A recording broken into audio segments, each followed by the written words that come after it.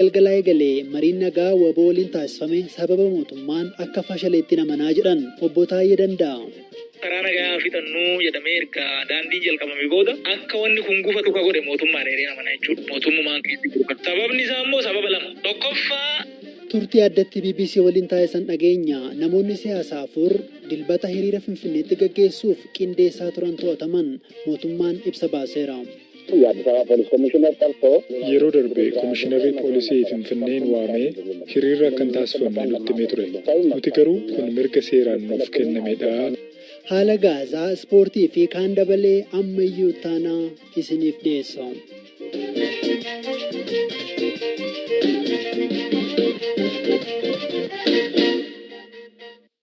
Jalqaba irratti Israa'el kaampii Jabaliyaa kaaba Gaazaatti argamu haleelte. Gama kaaniin pirezidantiin Iraan Gaazaa keessa duguggaa sanyiitu raawwatamaa jira jechuun dubbataniiru. Waraana Israa'elii fi Hamaas gidduu adeemaa jiru irratti waan haaraa jiru akkanatti himtu Firaa'ol Balaa istuudiyootti affeereera. Firaa'ol akkam?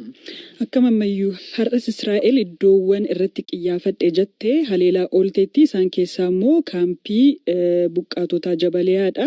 Iddoo kana kan Israa'el haleeltu iddoo Hamaas keessa jira yookiin immoo buufata Hamaas jabaadha jettee gatii yaadduufidha. Waraana adeemaa jiru kanarratti pirezidantiin Iraan waan dubbatan qabu. Eeyyee. Pirezidaantiin Iraan Ibraahim Ra'iisiin Mooskoo daawwachaa jiru. Yeroo sanattis waraana Gaazaatti adeemaa jiru kana ilaalchisee biyyoonni lixaa duguggaan sanyii akka raawwatuuf deeggaraa akka jiran eeraniiru. Egaa Iraan akka Hamaas deeggartuttidha mitiiree kan beekamu. Eeyyeen. Isaan immoo deebisanii amma maal jechaa jiru biyyoonni lixaa kuni dhaabsisuu danda'u ture. Saffisaanii waraanni kun akka dhaabatu gochuu ni danda'u ture jedhanii dubbataniiru jechuudha. Guyyaa kaleessaa egaa dureen UN Antooniyoo Guuterees keessumaa Gaazaa keessatti haalli jiru akka malee akka hammaatee ibsanii turanii garuu isaaf deebii kan kennan ministeerri dhimma alaa Israa'el Eli Cohen akkaan qeeqaniiru. Iddoon kun iyyuu isaaniif hin malu teessoo yookiin immoo aangoo sanarra taa'uun qabanii jedhanii isaaniin qeeqaniiru jechuudha. Balaa nagaa addunyaati jechuunis kan isaan ibsanii lakkoofsa namoota ajjeefamanii ministeerri fayyaa Gaazaa kan Hamaas hoogganuu ibsee ture duratti meeqarra ga'eedha? Har'a 17,177 gaheeraa jedheera namoonni du'anii. Namoonni 46,000 ta'an immoo erga waraanni kun jalqabee akka madaa'an yookiin akka miidhamanis hospitaalichi himeera jechuudha. Xumura irratti taatee gama daangaa Lebaanoon mudateen dhaabbilee mirga namummaa waan gaafatan qabu turan. Gaazexeessaa Reuters Isaam Abdallaan ajjeefamuu fi namoonni 6 biroon immoo madaa'uu irratti Israa'el yakka waraanaa raawwatteetti jechuun dhaabotii mirgoota namoomaaf falman kanneen akka Amnesty qorannoon yakka waraanaa akka gaggeeffamu gaafataniiru jechuudha. Tole guddaa galatoome Firaa'ol. Galatoome ammayyuu.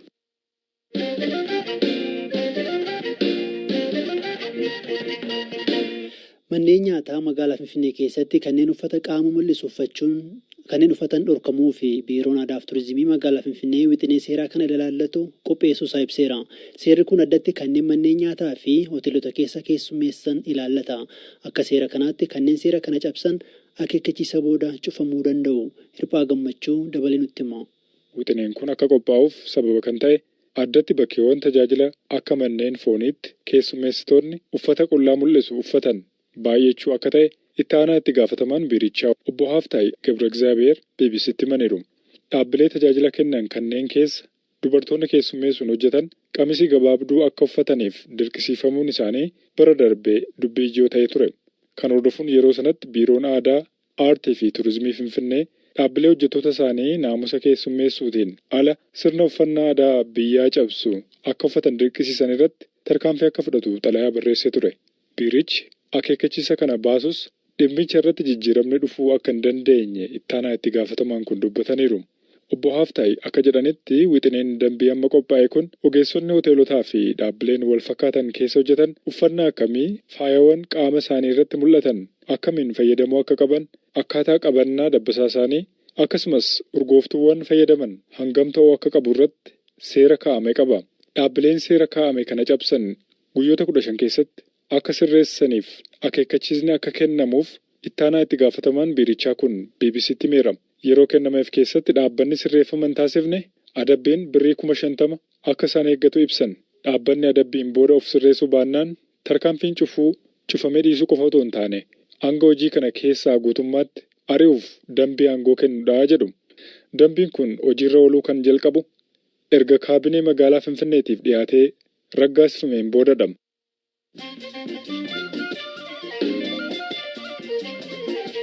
Amma immoo oduuwwan gaggabaaboon isinitti himaa namooti siyaasaa guyyaa dilbataa hiriira geggeessuuf qindeessaa turan jedhaman 4 to'atamuu qindeessitoonni himan. Kaayyoo hiriira kanaa keessaa tokko raayyaan ittisa biyyaa naannoo Amaaraa fi Oromiyaa keessaa akka ba'u gaafata. Ibsa mootummaan galgala kana baaseen maqaa hiriira nagaan qaamoleen Finfinnee hokkora uumuuf sossa'aa turan jedhee 97 to'achuu ibseera. Kanneen hiriira qindeessan keessaa tokko kan ta'an durataan paartii Hapa gargaaraa Piroofeesar Biraanuu Abarraa hiriira danquuf waan hidhan nutti fakkaataa jedhan. ባለፈው ያው የአዲስ አበባ ፖሊስ ኮሚሽነር ጠርቶ yeroo darbe komishinarri poolisii Finfinneen waamee hiriira kan taasifamne nutti himee ture. Eegumsas akka nuuf hin taasifne nutti himan. Nuti garuu kun mirga seeraan nuuf kennamedha nu dhorkuu hin dandeessan jennee ejjennoo qabanne. Har'a qindeessaa ijoo keenya dabalatee namoonni 4 nu jalaa qabamaniiru mana hidhaa jiru. Oduu biraanii riikardiin addunyaa maayilii tokko atileet Dirribee waltajjii galmeessite atileetiksiin addunyaa raggaasise. Dirribeen dorgommii sadarkaa shaampiyooniitti yeroo jalqabaaf fulbaana keessa deemsifame atileetii keenya eegamaa turte Feez Kipyeegon injifattee ture kan riikardii addunyaa galmeessite. Oduuwwan gaggabaaboo kanuma.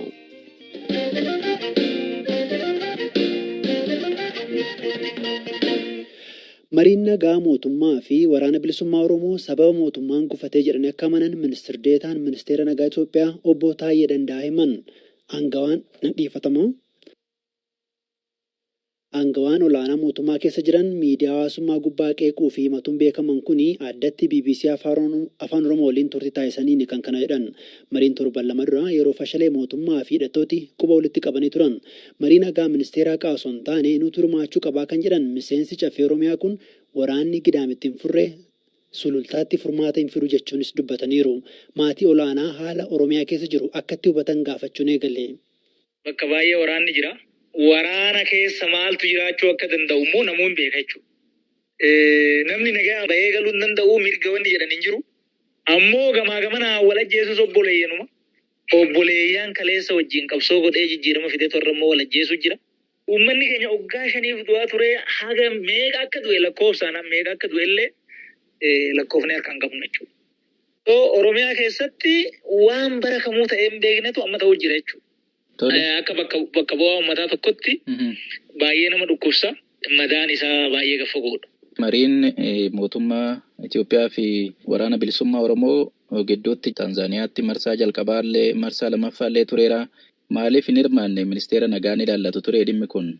Dhimma nageenyaa seerri nuuf kenne labsiin lakkoofsi 1263 muraa 2014 dhimmi nageenyaa himaammanni isaa maal isaa nu laallata jechuudha. Haa ta'u immoo namni hirmaate ministeera haqaati. Ministeera haqaa mariin nageenyaa hin laallata ka jedhu hin qabu. Maal jennaan yoo amma abbaan tokko waan irratti waliigale kana boru dide namni silaa dubbii kana seeran laalu ministeeruma haqaati.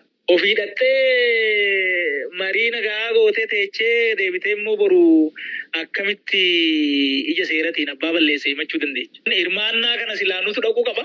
Ministeera nageenyaati nuyi. Kan Piriitooriyaas hin dhanne. Kan Daree Salaamis hin dhanne quba hin qabnu hin dhageenye. Kana eenyutu godhaa maaliif akka godhu hin beeknu jechuudha. Kun sirriidhas jennee immoo naman. Mariin kun marsaa lama taa'amee marsaa lamaanuu bu'aa hagas mara waliigaltee irra gaamee hin jiru. Mariin kun akka waliigaltee irra hin geenyee fi maaltu sababa ta'e jettu isin rakkoon isaa maali jettanii ibsitu? Dubbiin kun bakka hin taane nun baasuu karaa nagaa fixannuu jedhamee erga daandiin jalqabame booda akka wanni kun gufatu ka godhe mootummaa dheeree namana jechuudha. Mootummaan keessa jiru kana. Sababni isaa immoo sababa 2. Tokkoffaa mootummaan an keessa jiru kun ani mataan kiyya jaallan keenya kabiraa wajjin rakkoo keessa jirraa teenyee mari'annee furmaata goona jedhee anuu namni wajjin jiru irra deddeebiin kadhannaan mariidhaaf banaa miti manni marii qajeeltoo irratti hundaa'e waan rakkoo hiiku ka dhugaa irratti hundaa'e waan akkanaa kana gochuun hin barbaadamu. Nama waliin dhahanii gogowwomsaniituma darbuutu barbaadama. Tokko amala kana qabu mootummaan kiyya kun. Tole. Lammaffaa immoo namichi amma marroo waraana gaara jiru warra waboo hoogganu kuni qilleensa mootummaan to'atu keessatti bakka dubbiin kun haa dhumu yoo mootummaan illee na dha'e haa du'u jedhee riiskii fudhatetti gaara keessaa bahee xayyaaraan Taanzaaniyaa deema. Kuni kutannoo agarsiisa natti. Tole. Haa ta'u garuu bariituu mariin Taanzaaniyaatti eegalame jedhamee garana olola toofamuu eegale jechuudha. Shanee balleessinee jirraa, absaa jirraa ha jedhu ololli ni eegale.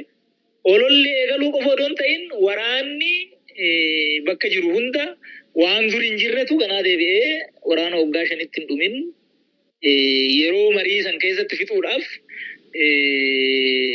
dhamaatiin godhame jechuudha. Kuni gama tokkoon. Kana yoo laalu ani mootummaan dubbichi akka mariidhaan dhumu waan barbaade natti hin fakkaatu. Walajjecha obboleeyyanii ka duraan ta'eefis ka ergasii as ta'aa jiruufis wanni natti akeeku numa bira rakkoon jiraa jedhee namana jechuudha. Akka qaama biyya bulchaa jirutti isin badii kana keessa hagam qulqulluudha akka hooggansa olaanaa biyya kanaa taataniif. Rakkoo ga'e kanaaf anillee irraa qulqulluudha. Homaa gaturii keessatu ani keessa hin jiru jechuun danda'u. Haa ta'u immoo wal keessattis mari'annee paartii mormituu Oromoo wajjinis mari'annee sabaaf sablammii wajjinuu akkaataa biyya kana itti geggeessinu irratti jennee hunlii mari'annee karaa yoo qabachuu baannee hin kufnaa qabsoon uummataa bilaasha ta'aa biyyiin badaa jaranaa mari'annuu jecha keessatti bara 2011 irraa qabee lallabaan ture. Kana namni miseensa koree giddu galeessaa ODP ta'e hunduu beeka. Rakkoon kun akka hiikkatuuf waan humni kee danda'ee bakka hin danda'etti gochaan ture jechuudha. Gaaffii kana isin gaafadhee tarii isin haalota Oromiyaa keessatti deemu haala siyaasaa jiru irratti karaa miidiyaa hawaasummaa keessanii hin barreessitanii mootummuma yookaan paartiidhuma keessa jirtan kana hin qeeqxanii tarii obbo Taayyeen gaafatama seenaa jalaa obbaasuuf of bilisa baasuudhaaf barreessu namooti jedhan waan jiraniif isin gaafadhe. Of bilisa baasuuf wanni jedhu bishaan hin fuudhu. Ani kaleessa waggaa 10 hidhaa ture. Anamma bakka biyyi badetti bakka uummanni badetti bilisummaan kophaa hin qabaadhu eessa jira bilisa obbaasuuf yan jedhu. Kan biraa egaa mariin kun fashalaa'ee booda tarii mootummaan ibsa baasee ture keessumattuu mootummaan naannoo Oromiyaa waraana marii dide kanaa fi humnaan dadhabsiisnee dirqamsiisnee gara mariititti deebisnaa ka jedhu waraanaan rakkoo kana gara furuutti kan akeeku wayii ibsa bahee ture tarii rakkoon kun ammallee mootummaan waraanaan furuudhaaf yaada waan qabu kan akeeku furmaatii dhufuu danda'a gama waraanaatiin. Gama waraanaan ittiin furmaanni hin jiru. Akki keessa deemnee itti dhufnillee furmaanni waraanaan hin dhufa ka jedhu han akeeku miti. Waraanni amma bakka kana ga'e kuni gaafa duraa qeellam wallaggaa aanaa tokko moo lamarra ture. Gaafa dura. Gaafas irraa inuma waraanni kuni dubbii kana hin hiikne jechuudha. Amma immoo babal'atee godinni waraanni kun keessa hin jirre almost hin jiru. Amma sululta jira jechuudha as dhiyoo.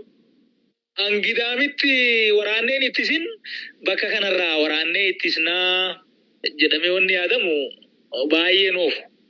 Garanarraayis obboleeyyantu du'aa garasirraanis obboleeyyantu du'aa jedduutti uummata dararamaa wal mo'achuun dhibuu danda'a.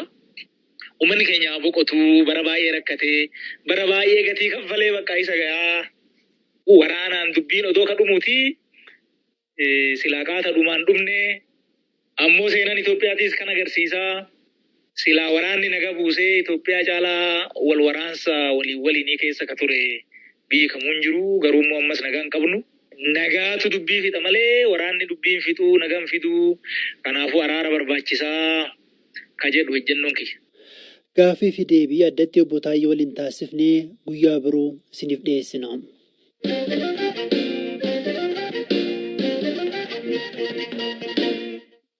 Sagantaa BBC Afaan Oromoo caqasaa jirtu ispoortii irra geenyeerraa Zalaalam Taaddasaa wajjin haasofnaa. Zalaalam akkam? Akkaman bahe. Taphoota kaleessarraa eegallee kan har'aa sin kaafna. Ayyaan. Siiti keessa maaltu adeemaa jira? Manchester Cityin kaleessa mo'amee jira. Kilaba ga'umsa guddaa argisiisee mo'amne jedhanii Pep Guardiolaanis taphichaan booda galchii 1-0 Aston Villaan mo'atee jira. Aston Villaan imala isaa cimseera. Waancaa Premier Leagueef kan morkatu yoo xiqqaate hirmaannaa Champions League argachuuf kan morkataa jiru fakkaata. Waan bara darbe Newcastle irratti argine bara kana immoo Aston Villa irratti argaa jirra. Unai Emery hojii ajaa'ibsiisaadha kan isaan hojjetaa jiran. Dhugaa leenjisaan duraanii PSG ammatti kan nama dhibaa jiru mi'a mala Pep solumaan kaafna. Pep tapha guddaa irratti baay'ee sodaatudha. Kanarraati kan ka'e humna ol yaaduu jedhama yookaan taaktika haaraa tokko qabatanii morkataa isaanii mo'achuuf waan haaraa tokko yaadu. Kaleessa maal argine taphattoota osoo qabanii taphattoota sarara gidduura taphachuu danda'an kan akka Maatiyoo Kovacic fa'aa osoo qabanii sarara gidduurraa yookaan sarara ittisaa fuuldura kan taphatan holding midfield iddoo jennurra taphattoota sarara ittisaa taphatan 2 galchan. John Stonesii fi Akanjiidha kan achirra taphataa ture. Bakka kana kan beekamu Roodirii ture. Roodiriin kaleessa hin jiru. Isa kaleessa qofaamuu miti yeroo inni hiriireen taphanne 4 keessatti Siitiin mo'ameera. Dhugaadha. Roodiriin taphataa baay'ee murteessaadha. Bara darbe waancaan 3 akka injifatan kan taasises isa jechuu dandeessa. Champions League irratti galchii injifannoo isatu lakkoofsee Premier League irratti kan Arsenaal boodatti akkaafu yeroo ta'e gaheen Roodirii walumaa galatti guddaadha. Garuu Pep Guardiolaan kaleessa taphattoota sarara ittisaarra taphatan 2 midfieldirra yookaan sarara gidduura galchanii taphachiisanii walumaa galatti ga'umsa akka kanaa Manchester City irratti keessumaa Guardiolaa jalatti argine hin beeknu jechuun ni danda'ama. Sababni isaa kubbisaan gara galchiitti yaalan kubba 2 qofa. Walumaa gala kubba 2 qofadha galchii Aston Villa irratti kan isaan yaalan. Siitiin fakkaatu. Kilaboonni xixiqqaan illee kanaa ol City irratti yaaluu ni danda'u. Kun waan addaati xiqqoo qorumsa keessa jirraa jedhanii dubbatanii jiru. Dhugaa amananiiru garuu sirreessuuf akka yaalan hojiin kos kana dhadhanii dubbataniiru. Tarii kanuma wal qabsiisnee taphii hawwataa bira kan Yuunaayitediif kan Chelsea ture. Yuunaayitid kaka'umsaanii ajaa'iba ture. Kaleessa humna ajaa'ibaa qabu ture taphattoonni. Keessumaa taphattoota dhibaa'oo fakkaatan kan akka Maarshaal fi Raashford taa'umsa jijjiirraa kaa'aniiti kan galan Erik ten Hag. Maarshaal durayyoo amallisaa beekamaadha. Raashford bara darbe walii galan galchii 30 lakkoofsee bara kana taphoota 13 Premier League irratti taphate keessa galchii lakkoofsee hin qabu. Rukuttaa peenaalitii tokko kan Fernandezitti kennedha kan lakkoofsee amma yoonaatti jechuudha bara dorgommii kanatti Yuunaayitediif. Kanaaf taphattoonni kaleessa seenan Chelsea irratti ga'umsa olaanaa argisiisaniiru. Maaktoomneen adda ture galchiiwwan 2 kan lakkoofse. 3 galchuu danda'a ture. Saafatiriikiyyuu inuma Yuunaayiteduu galchii 2-1 injifate garuu haga 4 fa'aa galchuu danda'a ture. Rakkoon Yuunaayitid ammayyuu kubba tokko Andree Onaanaatti yoo yaaltu galchuu dandeessa. Sadarkaa jedhurra si geessee jira. Kubbi Chelsea lakkoofseyyuu kubba baay'ee laafaa ta'edha. Cole Palmer kan lakkoofsise. Kanaaf rakkoon ammayyuu ittisaa fi karra eegaa bira ni jira garuu ga'umsa Yuunaayitid argisiisee baay'ee gaarii ture. Chelsiif garuu qabxii baay'ee gadi bu'aaf hin eegamnedha. Pochettinoon haala kanaan kan itti fufan yoo ta'e tarii yeroo ta'e irra ga'anii hojii isaanii dhabuu ni danda'u jedheen tilmaama. Isaan alatti oduuwwan gurguddoo ispoortii kaasuu dandeenyu maali? Isaan alatti Newcastle karra eegaa isaa Nick Popiin ji'oota 4 isaa oliif dhabee jira. Miidhamarraa kan ka'e tajaajila baqaqsanii yaaluutu isaaf taasifama. Bakka isaa karra eegaa Manchester United duraanii waggoota 12f United keessa kan dabarse Davidiyaa gara Newcastle deemuu danda'a bilisaan kan jedhamu jira. Akkuma beekamu taphataan kun kilaba maleedha kan jiru. Tarii xumura irratti kilabiin Kampeelee Saantos waggoota 111 booda relegeetii yookiin immoo gadi bu'eera. Kilaba seena qabeessadha. Taphattoota jajjabootu baheera. Kan akka Neymar fa'aa kaasuu hin dandeenya. Taphattoota jajjaboo addunyaa irratti beeknu hedduutu Saantos keessaa bahe. Saantos ga'umsa gaarii irraan turre walii galaan.